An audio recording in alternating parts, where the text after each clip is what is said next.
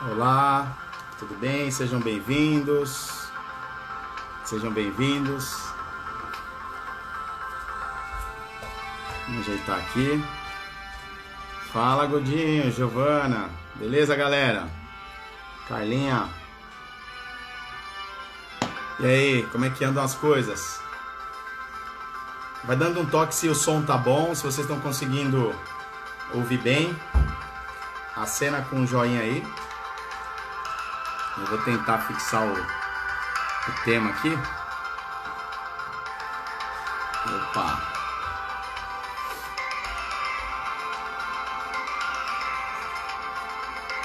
Deixa eu fixar aqui. Tudo bem, galera? Opa, vamos que vamos aqui. Gi, manda um abração pro teu irmão, tá? Danilo. Show. Carlinha. Olá, galera, tudo bem? Vou fixar aqui o tema e a gente vai que vai. Opa. Esse carinha sempre quer ganhar de mim aqui em todas, cara. Hoje a gente tem um tema bem interessante, bacana. Agora sim. Aê. Pensei que ia perder pra ele. Tudo bom? Tudo jóia, galera? Vamos chegando nesse feriadão. E aí, Michael, Lu. Beleza, galera? É isso aí, mais um dia. E nós aqui. Na lida, nós, eu e você. O pessoal tem acompanhado aí direto, legal. Pessoal, dá tempo. Dá tempo de você convidar um amigo. Dá tempo de você compartilhar, principalmente para as pessoas que estão enfrentando algumas dificuldades com isolamento, né? Esse isolamento social. Hoje nós vamos abordar um tema bem bacana, interessante. A Cacá daqui a pouco entra aí para nos trazer conhecimentos. É isso aí, galerinha. Vamos que vamos, né? Convide seus amigos, mande um aviãozinho aqui, ó, embaixo. Convide seus amigos, principalmente o pessoal da área da educação, os pais que estão agora em casa nesse momento. Vai entrar bastante colega nosso aqui de área. Ingrid. Isso aí, galera, sejam bem-vindos.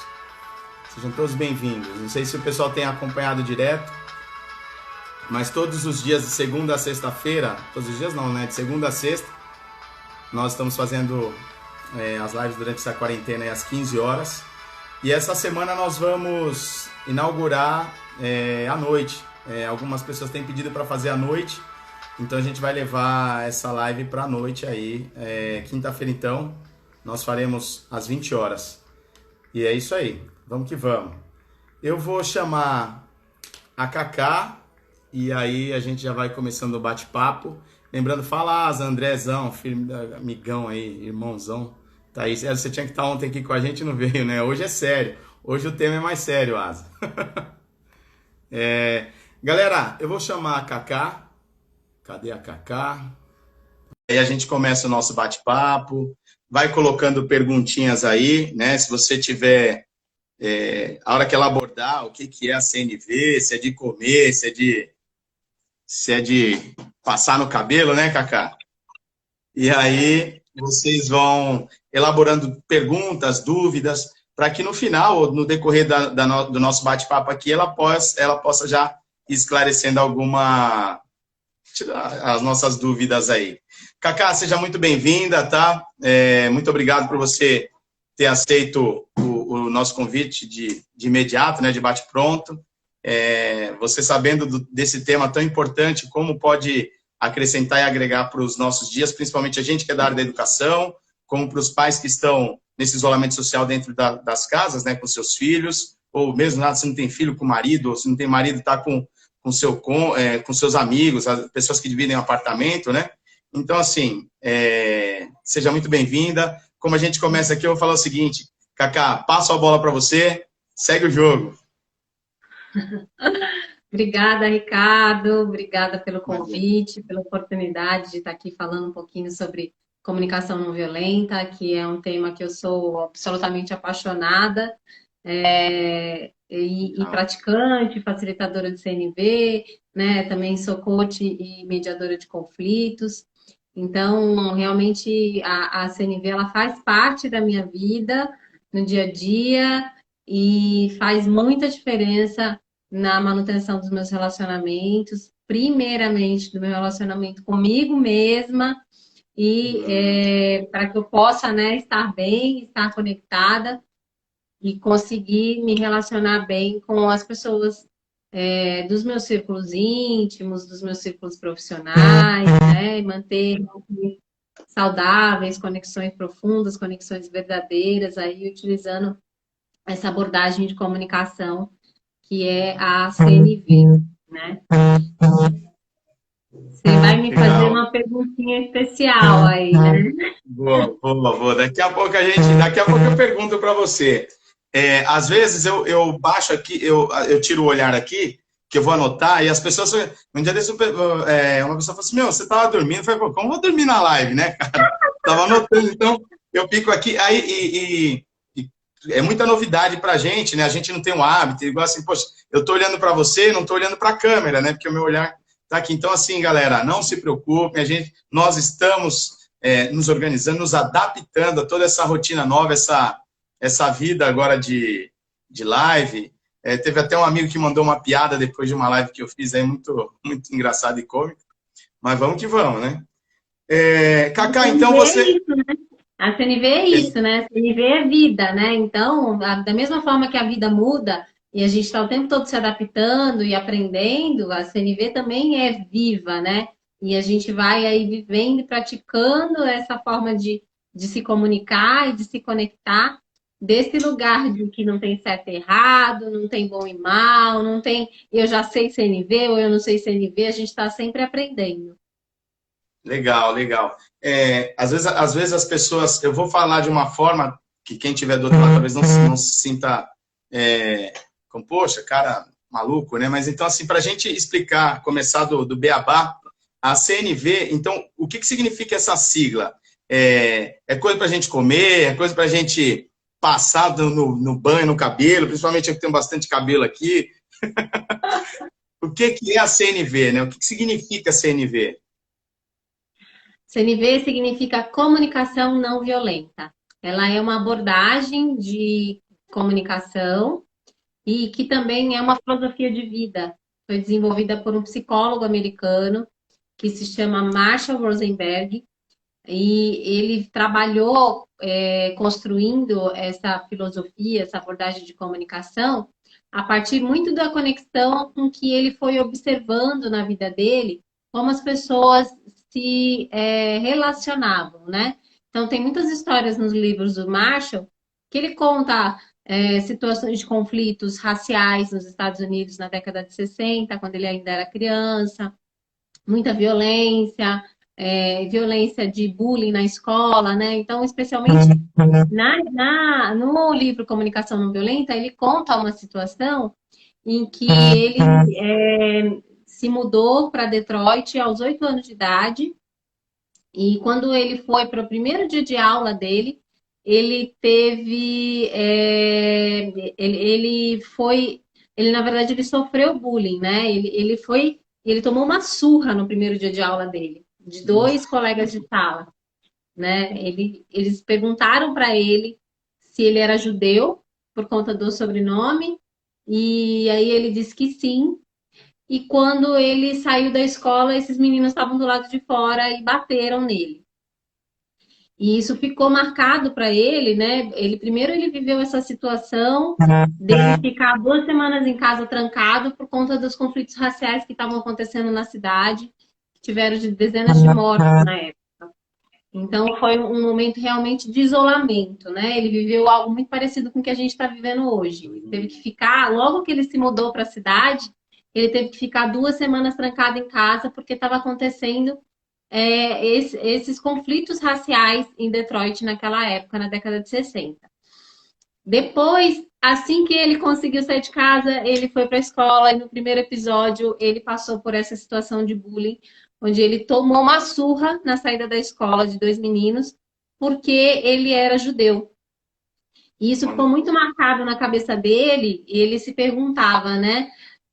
O que que faz as pessoas serem tão violentas por conta da cor da pele, por conta da origem, da etnia das pessoas, né? Por que que as pessoas se tornam violentas por conta de origem racial, étnica, enfim.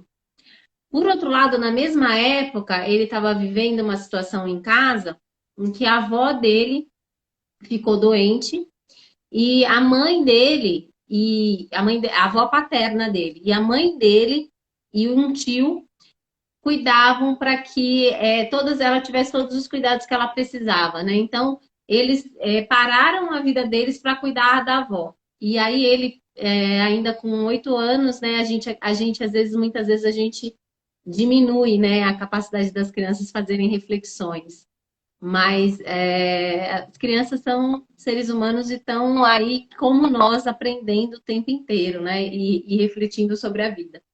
E aí ele faz essa conexão, né? O que é que faz algumas pessoas serem tão violentas por conta da cor da pele, da origem racial e étnica das pessoas, por coisas que para ele não fazia sentido, enquanto outras pessoas podem ser tão compassivas, tão amorosas e parar suas vidas para cuidar de alguém na sua família que está precisando de cuidados, né? Ele faz essa reflexão aos 8 anos de idade e aí ele decide, quando ele chega na idade de ir para a faculdade, então ele decide que ele vai estudar comportamento humano e ele vai fazer faculdade de psicologia para estudar comportamento humano e entender, né, como que acontece essas diferenças, onde que a gente aprende ser violento, como que a gente aprende a ser compassivo, qual que é a nossa natureza.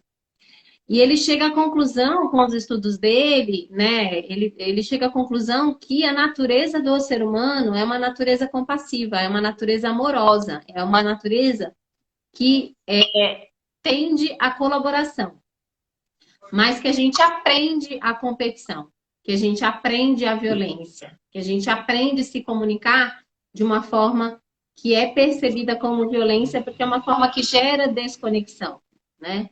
Então, antes da gente falar o que é comunicação não violenta, ele ensina pra gente o que não é comunicação não violenta, né? Como que é essa forma que a gente aprende a se comunicar que gera desconexão, que é o oposto do que a CNV prega, que é buscar conexões verdadeiras e profundas.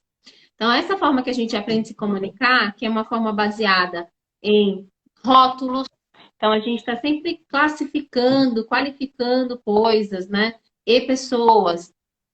As pessoas, elas são inteligentes, espertas, mesmo quando os rótulos são positivos, né? Fortes, corajosas.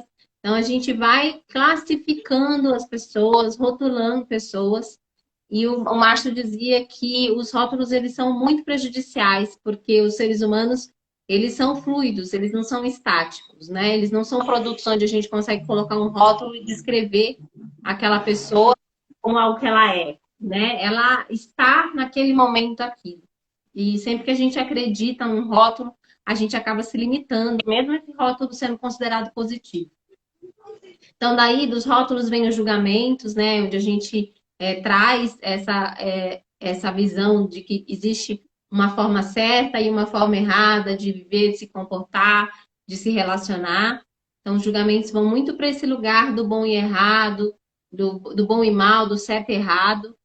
E todas essas formas de comunicação, elas já levam à desconexão, né? O que o Marshall chama de comunicação alienante da vida, comunicação que não nos ajuda a nos conectar de verdade com o outro.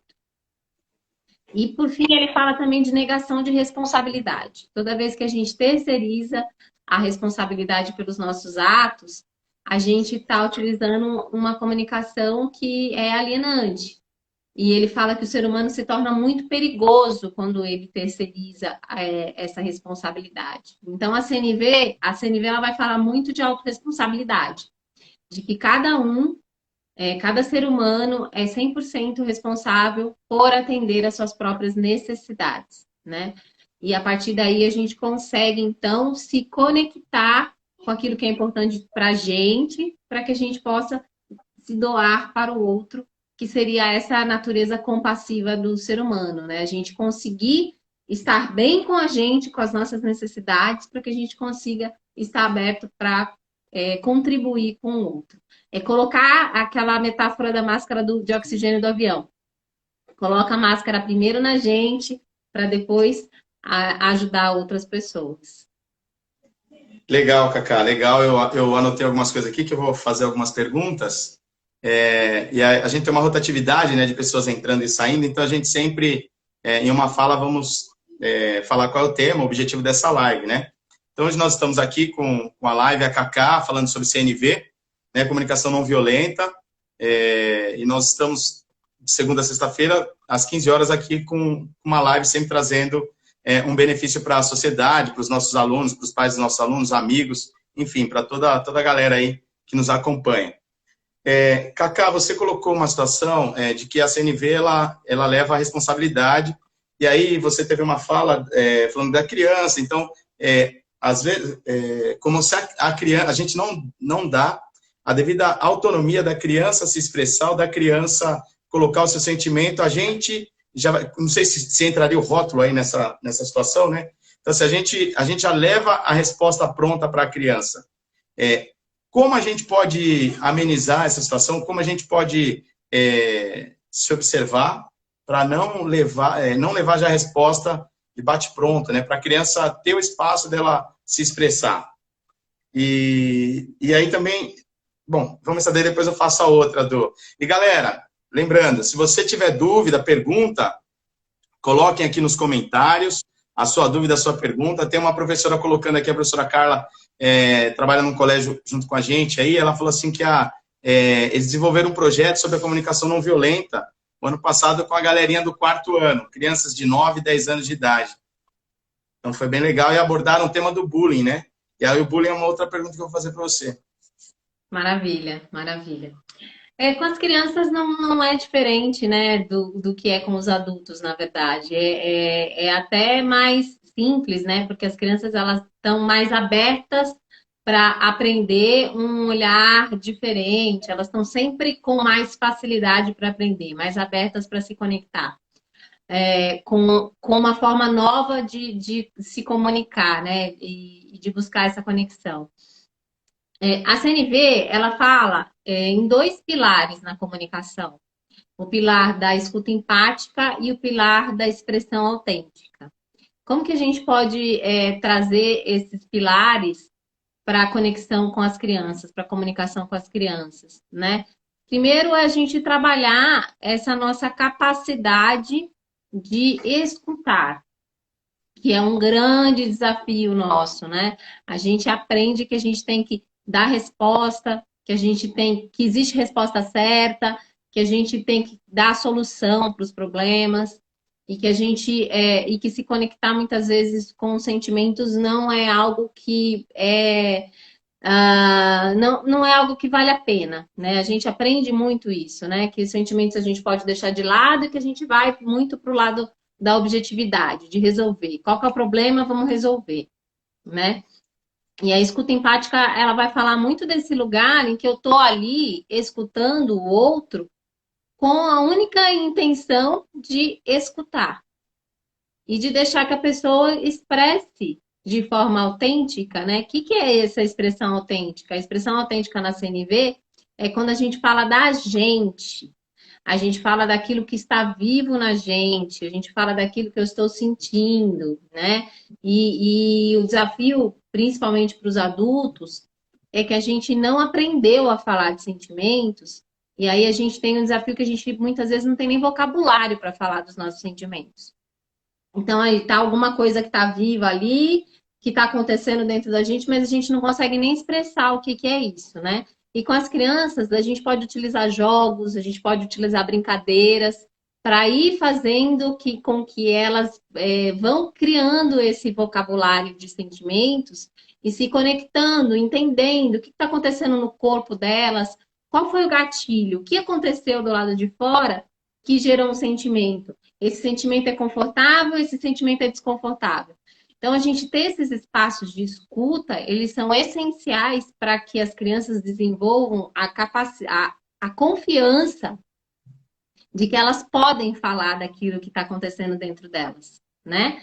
Que é essencial para o desenvolvimento das crianças, elas poderem confiar nos adultos que acompanham o desenvolvimento delas, né?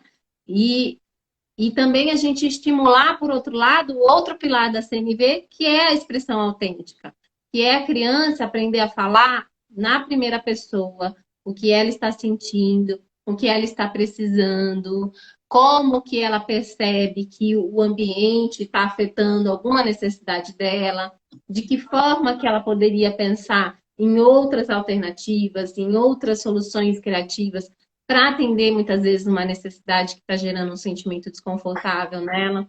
Então, existem várias possibilidades da gente abordar a CNV com as crianças. E me parece, eu não sou especialista em crianças, né? Nunca trabalhei com pedagogia, mas crianças são seres humanos que estão mais abertos para o aprendizado. Nós, como adultos, chegamos muitas vezes num lugar de acreditar que a gente tem as respostas, né? A gente acredita que a gente tem as respostas. E as crianças, elas estão num lugar de muita sabedoria, porque elas admitem que elas não sabem, né? Elas voltam lá para Sócrates e falam, não sei, o que é? Como é? Por que é? Para que isso? Né? As crianças fazem perguntas. E é nas perguntas que estão as respostas que a gente precisa para a gente viver essa vida mais maravilhosa.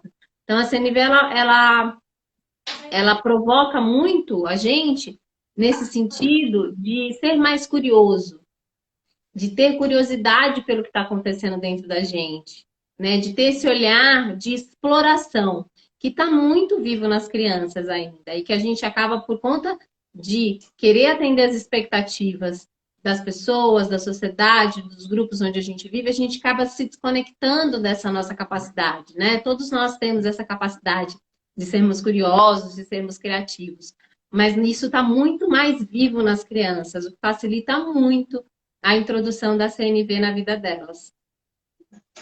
Legal, legal, Cacá. E a gente precisa ter um pouquinho mais de humildade, de também reconhecer assim que nós não sabemos de tudo, né? Nós adultos não sabemos tudo, precisamos buscar também soluções, ou realmente chegar na frente da situação e falar, cara, eu não sei como resolver isso. Eu acho que o André está aqui, nós tivemos um professor na faculdade que ele falava isso, ele falava assim, não é porque vocês estão se formando aqui que vocês são sabedores de tudo, né? E principalmente a nossa área, que é a área da educação, a área voltada para a saúde, a cada 6 meses tem uma novidade, né, cara? Então, assim, a ciência tem uma evolução. Então, o que você aprendeu 6 meses atrás, outras teses já vem contestando, porque são pesquisas, né? Vão investindo em pesquisa, então são outras maneiras, outras soluções. Então, se você estiver numa situação que o aluno te perguntar e você não souber, não sei, vamos estudar. E até mesmo para a criança ter essa identidade de que, poxa, meu professor é como a mim, está aqui aprendendo. Um ser humano, né? Um ser humano. É um ser humano. Trocando, e é uma troca, né? É uma troca. A gente da educação sabe que o que a gente faz ali, às vezes a gente aprende muito mais do que acaba ensinando, né? Situações que ocorrem durante uma aula, que uma criança... Você espera uma atitude, a criança vai ter uma outra. Fala, poxa, que atitude bacana, né?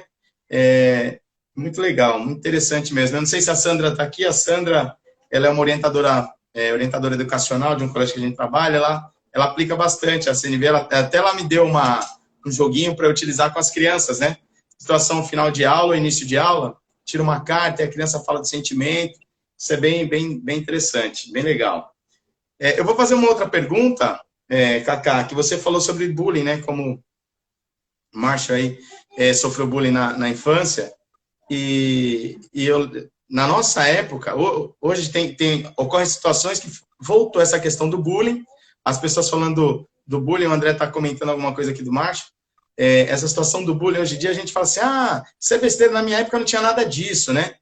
Será que realmente não tínhamos, ou a gente fingíamos, né? Ou não sei se é o orgulho, ou a questão de dizer que não, eu consigo passar por isso, então passava, mas acredito que o bullying, então, sempre existiu, talvez de uma forma camuflada, e hoje as pessoas estão mais atentas com esse olhar aí de realmente perceber, porque às vezes uma criança não está indo bem numa situação, às vezes a criança está tendo uma dificuldade ali de aprendizagem, de aprendizado, né? E aí, por que será que ele está tendo essa dificuldade?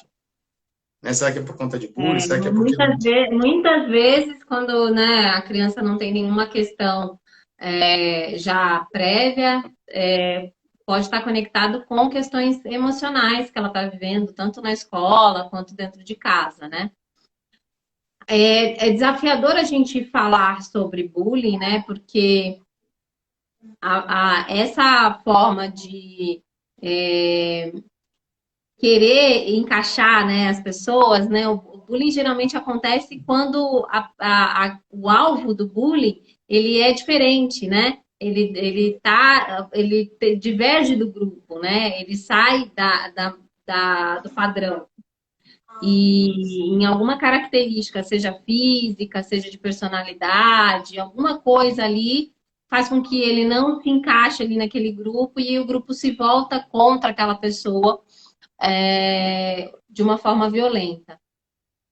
No livro Comunicação Não Violenta, o prefácio do livro foi escrito pelo neto do Gandhi, o Arun Gandhi. E ele conta uma história muito interessante, que ele falava que quando ele era adolescente, ele teve problemas na escola, né? Problemas com violência na escola. Na época, ele morava na África do Sul com os pais. E os pais dele mandaram ele para a Índia passar uma temporada com o avô, com o Gandhi. E chegando na Índia, o Gandhi falou para ele separar a parede do quarto dele em duas partes. Numa parte era para ele registrar todas as situações de violência que ele observasse, que não fossem físicas. E na outra parte da parede era para ele todos os dias registrar situações de violência física que ele tivesse observado na vida dele, na sociedade, em qualquer círculo que ele estivesse inserido. E ele, em um mês, né, muito rapidamente, ele conseguiu preencher toda a parede onde estava a parte de violência que não era física. E a parte de violência física ficou com muitas poucas situações ali que ele presenciou, né? E aí, qual que é o ensinamento que o Gandhi traz para ele? Que a violência física, ela acaba sendo como se fosse aquela ponta do iceberg, né? Ela é só um sintoma muito pequeno, né? De toda uma estrutura de violência psicológica, emocional, todas as outras tipos de violências que não a física e que vão nos alimentando de sentimentos como raiva, irritação, ódio, e que aquilo vai crescendo dentro da gente até que chega no momento em que explode numa situação de violência física, né? Mas acaba sendo um pedaço muito pequeno de toda uma estrutura, de uma estrutura social que é muito violenta. Então, desde as desigualdades sociais, né? Muitos com tão pouco e poucos com tanto, né? Que a gente vê desde muito tempo já na nossa estrutura social e econômica. Então, tudo isso vai alimentando essa estrutura da violência, né? E o bullying, ele não é diferente, né? Ele vai chegar muitas vezes nessa situação que o Marshall viveu, de passar realmente por uma violência física em pouquíssimas situações. Mas a gente acaba não observando a quantidade de pequenas violências que vão acontecendo no dia a dia e que a gente não vai dando a devida importância, a gente não vai cuidando, não vai tratando. O que acontece? O nosso cérebro, ele é programado para julgar as pessoas, né? E o julgamento na CNV, ele é uma forma violenta de comunicação, né? Porque eu estou apontando para o outro e dizendo para o outro que ele é inadequado, que ele é errado, que ele é mau, que ele está agindo de uma maneira que o grupo não aceita, ou que ele é algo que o grupo não aceita, né? O nosso cérebro ele é programado para fazer isso porque vem de um sistema de sobrevivência muito primitivo, onde lá atrás, no Homem das Cavernas, né, o diferente ele era raro, porque as pessoas viviam em pequenas comunidades, em pequenos grupos familiares. Então era todo mundo muito parecido. Então, quando chegava alguém que era diferente, quando chegava alguém que vinha de um outro lugar, de uma outra tribo, de uma outra comunidade, aquela pessoa de fato poderia ser uma ameaça, né? Poderia ser um conquistador, poderia ser alguém que estava trazendo uma doença. Então, o nosso cérebro foi programado, entre tantas outras coisas, né? Tantos outros vieses inconscientes que nós temos, a classificar o diferente como uma potencial ameaça para a nossa sobrevivência. E a gente, não tendo consciência desse mecanismo, muitas vezes a gente acaba reagindo de forma para atender um incômodo que o nosso sentimento está trazendo, né? Porque qual que é a diferença que a CNV propõe? A gente tem lá um pensamento, um sentimento, e no automático a gente tem uma reação, né? De acordo com o que eu penso, acontece alguma coisa, eu vou ter um pensamento, um julgamento em cima daquilo que aconteceu. Aquele pensamento vai me trazer um sentimento. Então, a forma como a lente que eu estou usando para ver aquele fato, ela vai fazer com que eu tenha sentimentos confortáveis ou desconfortáveis. E se eu não tenho consciência dessas estruturas, eu vou reagir em cima daquele meu sentimento, num instinto muito de sobrevivência, totalmente no modo animal do ser humano, né? E a CNV ela vai propor que a gente crie espaço entre esses processos, né? Que a gente olhe para os fatos, que a gente observe os fatos e que a gente suspenda o nosso julgamento para que o nosso pensamento sobre aquilo que aconteceu traga sentimentos que não sejam sentimentos que o Marshall chama de pseudo-sentimentos, que é quando a gente culpa o outro pelo que a gente está sentindo. Então, que você se sente ameaçado, que você se sente rejeitado, que você se sente abandonado, que você se sente traído. Tudo isso que a gente fala que é sentimento, na verdade, na CNV, a gente fala que é pseudo-sentimento, quase sentimentos, ou não sentimentos. São coisas que eu digo que eu sinto, mas que, na verdade, eu estou dizendo que o outro fez alguma coisa para mim para que eu me sinta daquela forma, né? E a gente volta para a autorresponsabilidade aqui.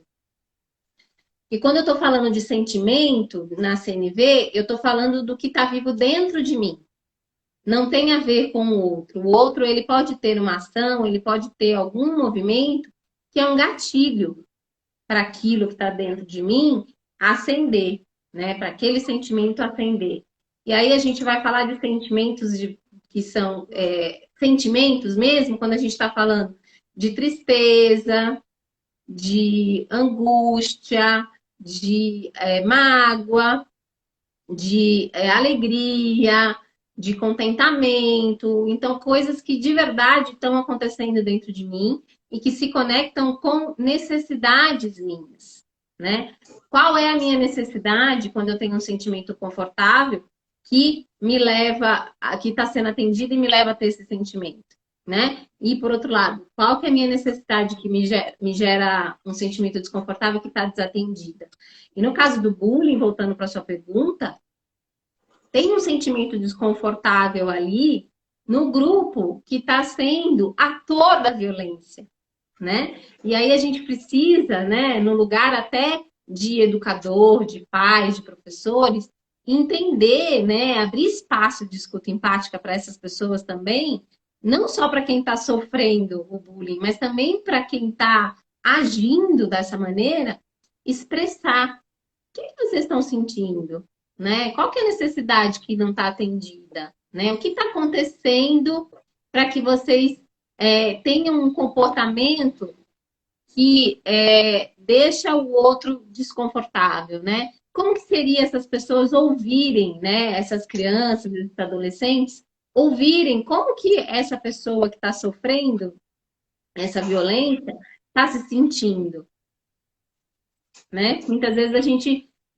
volta para aquele padrão do poder sobre, né? A CNV ela fala também da dominação e da colaboração, né? E a gente, nas nossas escolas, a gente teve muito uma cultura, eu sei que isso já está mudando em alguns lugares, mas ainda a gente mantém em muitos lugares a cultura de um manda e os demais obedecem, né? Que é essa dominação, esse poder sobre o outro, né? Então, muitas vezes, o que eu faço? Na ânsia de ajudar, de dar o exemplo, de resolver o problema, eu pego aquelas pessoas e suspendo, expulso, mas eu estou resolvendo, eu estou transformando o conflito, porque a CNV ela fala de transformação, de a gente perceber que tudo isso que está acontecendo nas relações, elas são sinais de que existem coisas que são importantes que não estão sendo cuidadas. Então, o que que essas crianças, tanto no lugar de autores do bullying, quanto no lugar de vítimas do bullying, o que que elas estão precisando para que elas percebam a importância da conexão, a importância do respeito, a importância da comunidade, né? O que que essas crianças estão precisando que a gente não está ouvindo e que a gente não está abrindo espaço para elas expressarem, para a gente transformar essas situações, para a gente transformar essas mentalidades. Porque senão o que que a gente acaba caindo? A gente acaba caindo no que aconteceu com a gente. Na nossa época, a gente não tinha espaço para falar. Hoje, a gente não consegue expressar o que está vivo dentro da gente. Muitas vezes, isso acaba sendo motivo e válvula de escape para situações de violência urbana, de violência doméstica. Nesse momento que a gente está vivendo de isolamento, de distanciamento social, que as pessoas estão confinadas dentro das suas casas, muitas vezes casas pequenas, com muitas pessoas, a gente está vendo, e a gente viu isso em vários lugares no mundo acontecer, na China, depois na Europa e agora no Brasil, uma explosão de violência doméstica.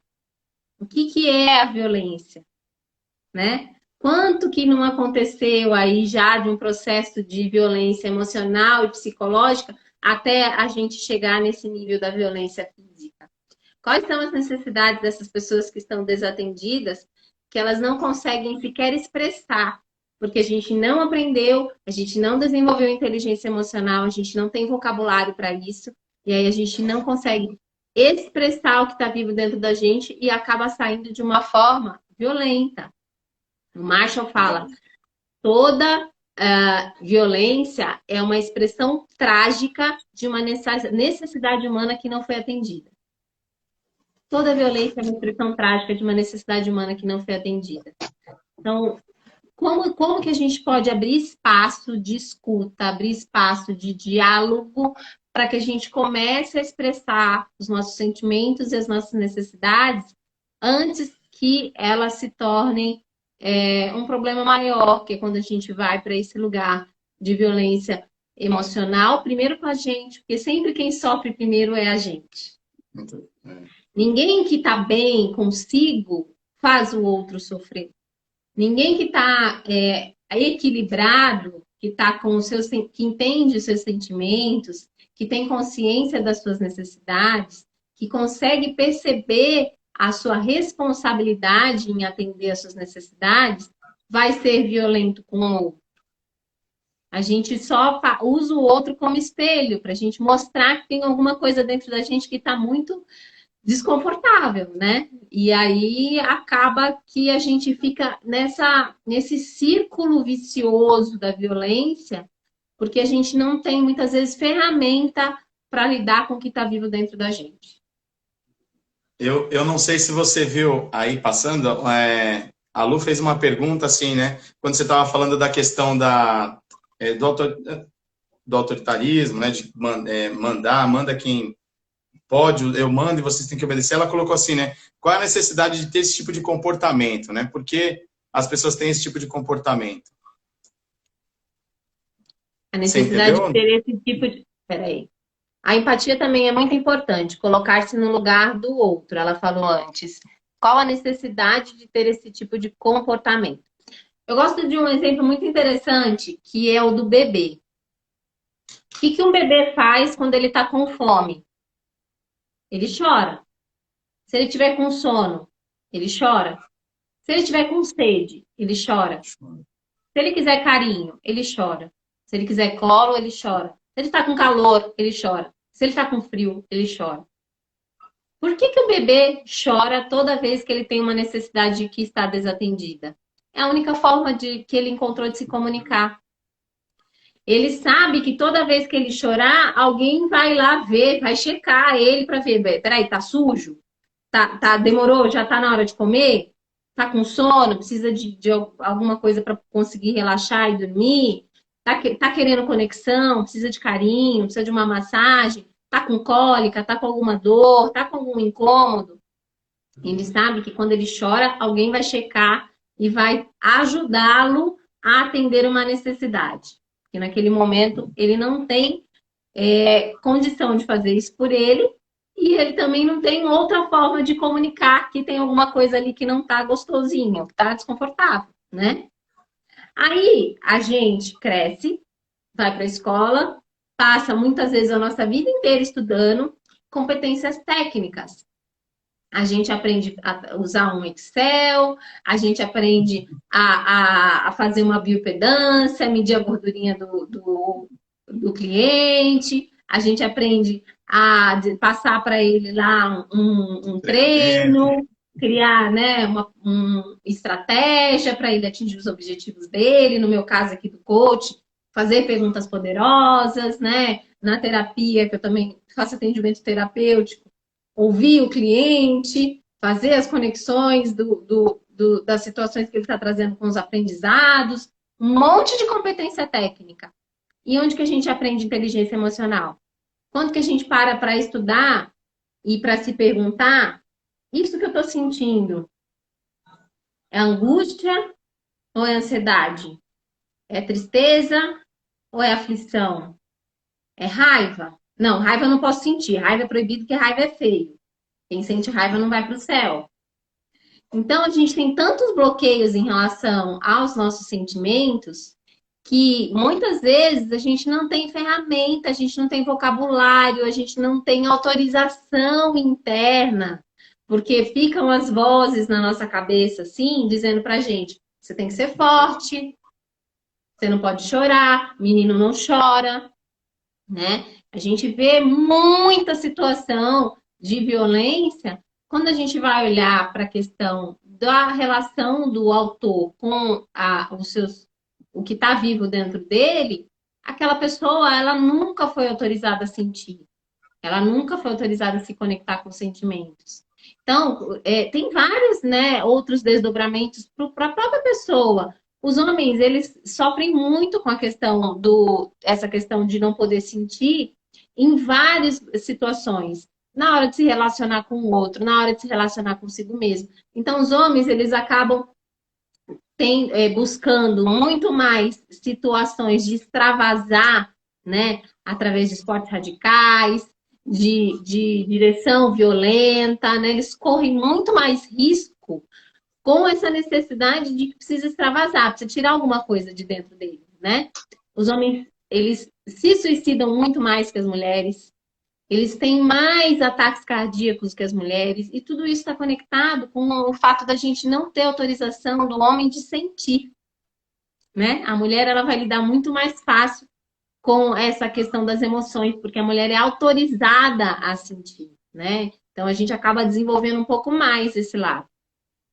Então a violência muitas vezes vem desse lugar que a gente não tem ferramenta para entender o que está vivo dentro da gente, para processar o que está vivo dentro da gente e para comunicar, né? A hora que a gente comunica, a hora que a gente coloca para fora, a gente começa a sentir um alívio.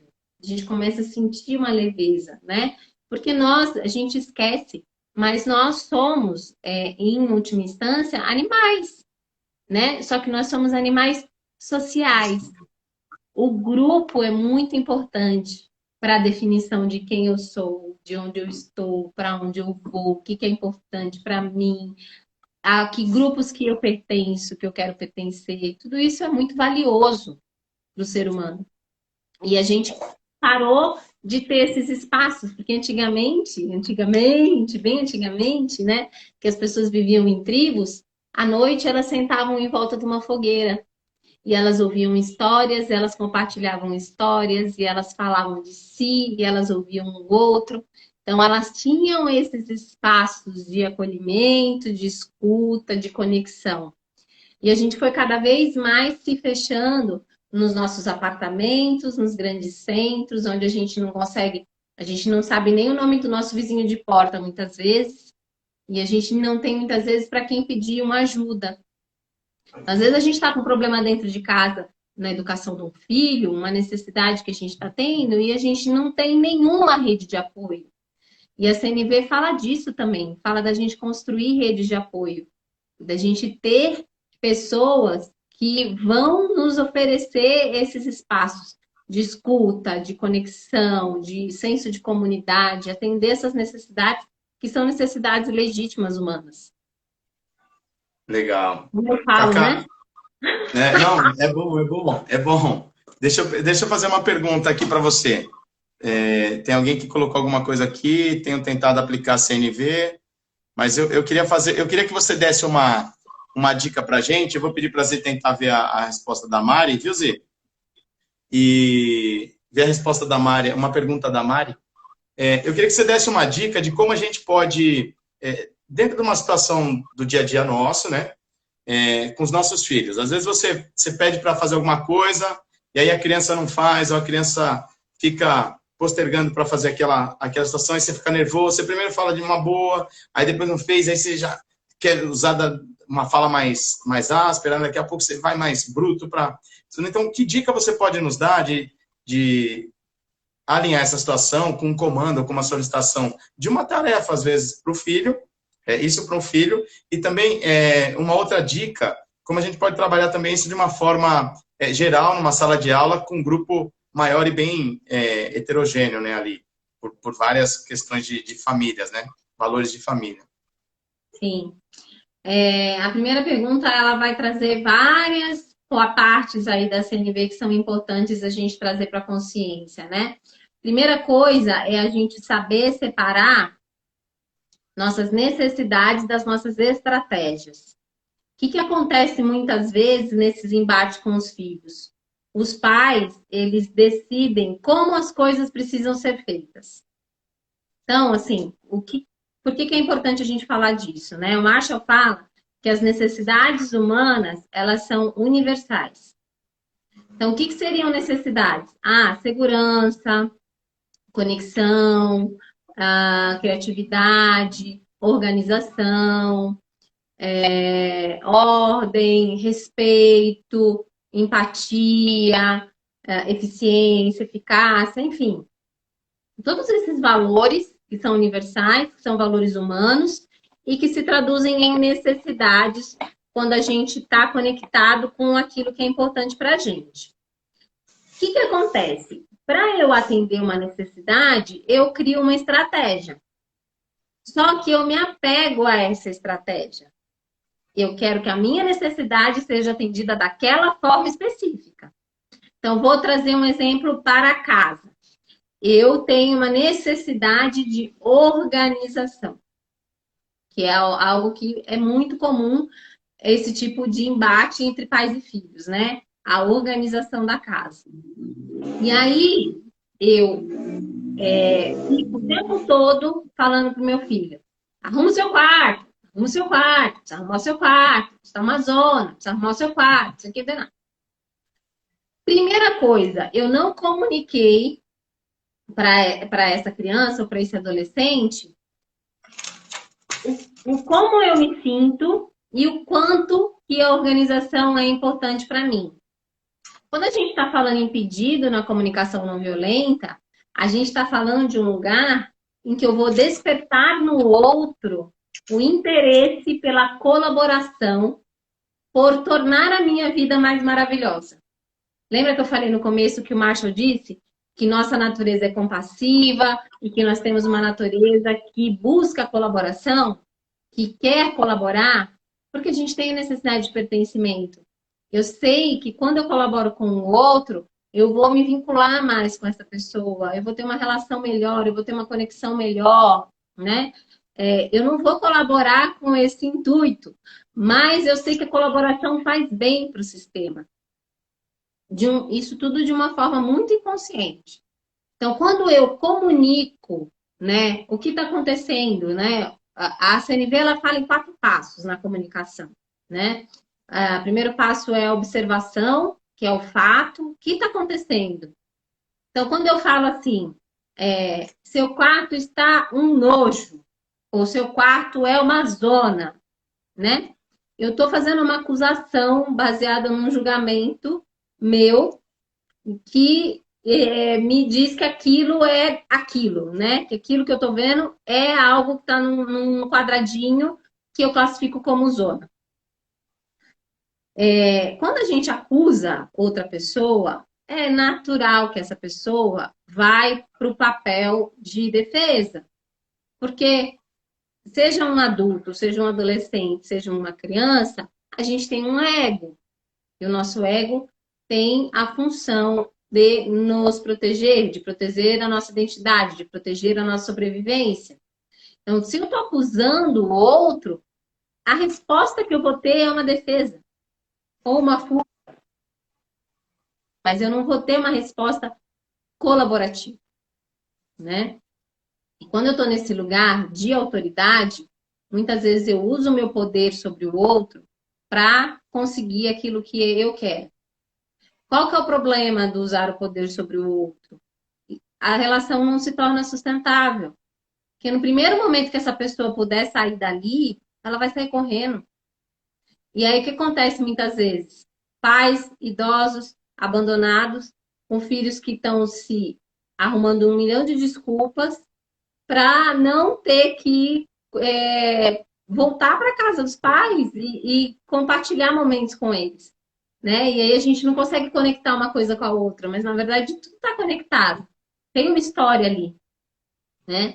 E o que que eu quero? Quando eu peço alguma coisa, né? O Marshall fala para a gente se fazer 2 perguntas: o que eu quero e como eu quero que a pessoa atenda ao meu pedido. Eu quero que essa pessoa atenda ao meu pedido por medo, culpa ou vergonha, ou por interesse genuíno na colaboração.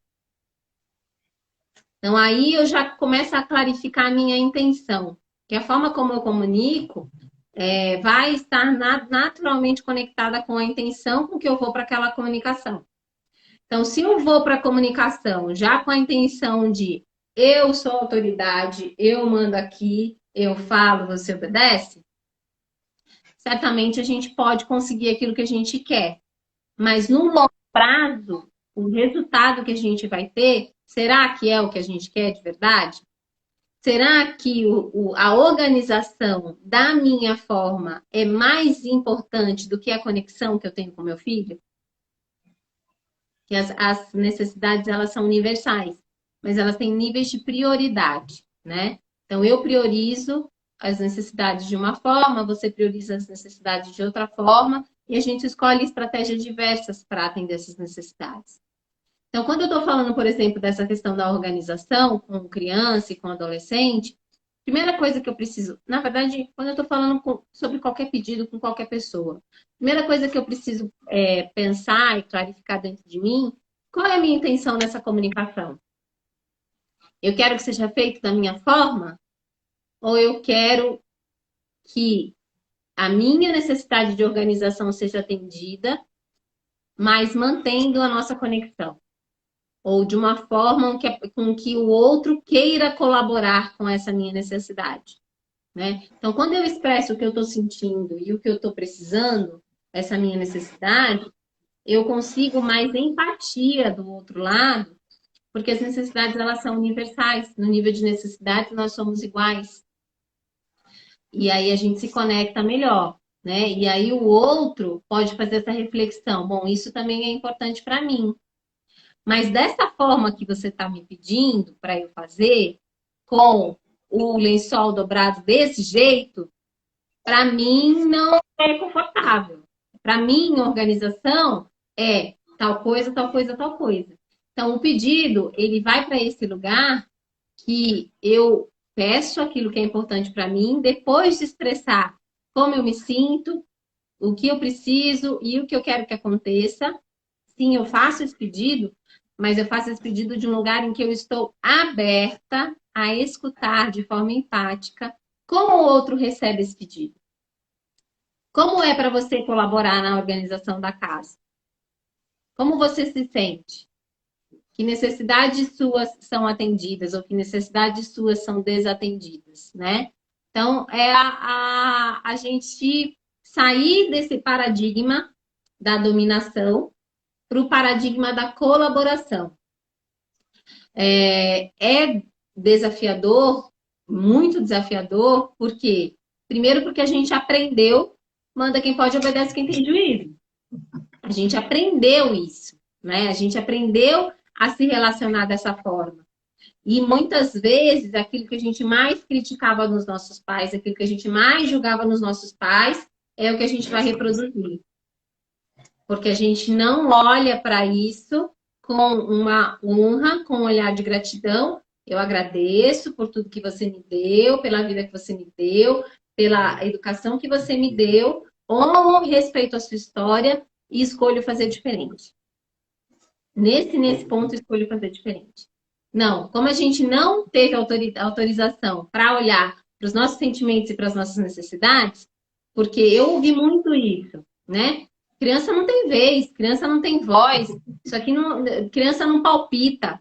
Não tem palpite para você. Aqui é desse jeito. A casa é minha, quando você estiver morando na minha casa, comendo a minha comida, vai fazer do jeito que eu quero que faça. Maravilhoso, maravilhoso. Mas como é que vai ser essa relação lá no futuro? Se essas pessoas não olharem para essas questões, muito provavelmente vai haver um afastamento, né? Vai haver uma desconexão. Assim que o filho tiver a oportunidade de sair de casa, ele vai sem olhar para trás, né? E aí acaba que a gente não obtém no longo prazo aquilo que é importante para a gente, que era mais importante para mim a conexão do que a organização. Então, tem toda essa complexidade da nossa história, como a gente aprendeu a se comunicar, como a gente foi educado. É uma mudança realmente, por isso que a comunicação não violenta ela é muito mais que uma técnica de comunicação. Ela não é uma técnica de comunicação, como diz o subtítulo do livro, né? O subtítulo do livro fala técnicas para aprimorar relacionamentos pessoais e profissionais. Tem nada a ver com técnica. Tem a ver com uma mudança de mentalidade, uma escolha de uma nova filosofia de vida, onde as pessoas elas são consideradas em seus sentimentos e suas necessidades. No mundo da CNV, não existe mimimi. Todo sentimento é importante, porque o sentimento, ele é uma mensagem, ele é um mensageiro, ele está trazendo uma informação de que tem alguma coisa que ou está sendo cuidado e eu estou tendo um sentimento confortável, ou não está sendo cuidado, alguma necessidade minha que precisa ser cuidada e eu estou tendo sentimentos desconfortáveis. Então, na educação com as crianças, é importante a gente ter clareza do que a gente quer. O que a gente quer? Qual que é a minha intenção? Tem um minutinho. A gente só está com o tempo está em cima. Se você tiver mais uns 15 minutinhos para você responder a questão do coletivo, né, da sala de aula, pode ser? A gente vai dar esse horário. Vou pedir para que a galera fique na live, que a gente conecta de novo, para você continuar respondendo, porque é muito interessante o que você coloca, porque realmente a bagagem que nós tivemos de treinamento, né, de educação, nós não tínhamos vez para falar, era assim, tinha que fazer daquele jeito e fim de papo, né? Eu até coloquei aqui numa live aqui de uns amigos que na minha época era assim, a minha mãe falava assim, ó, faz bem feito para não fazer 2 vezes. E aí, beleza, fazia de qualquer jeito para ir brincar, quando estava no meio da brincadeira na rua, ela chamava para ter que refazer o negócio. Por quê? Porque não fiz bem feito. E realmente não é fácil a gente, a vida inteira teve um tipo de educação, e aí chega agora de uma hora para outra a gente querer mudar a nossa maneira de falar. Imagina, você acha que a gente vai ter uma tranquilidade para falar assim com o filho? Você colocou a sua orientação, olha, eu quero que você arrume seu quarto. Beleza, a gente já deu. Se ele vai lá arrumar pela CNV, então, se ele for arrumar meio-dia, beleza, o tempo é dele, eu não vou me estressar. A gente tem uma pessoa, a Paula, né, a Paula Brela, fala assim, que ela ficava agoniada do quarto dela, era bagunçado, e falou, poxa, meu marido, então, aquele lado lá é dele, então, se vira, eu vou arrumar o meu, deixa o dele lá, né? E o nosso tempo vai acabar, vou pedir para que o pessoal fique, tá? Para você responder a questão nossa lá de como aplicar CNV numa sala com as crianças aí no coletivo. Pode ser? Então, galerinha, aguarda aí que a gente volta e ela vai responder a nossa segunda pergunta aí. Beleza, Cacá? Vai colocando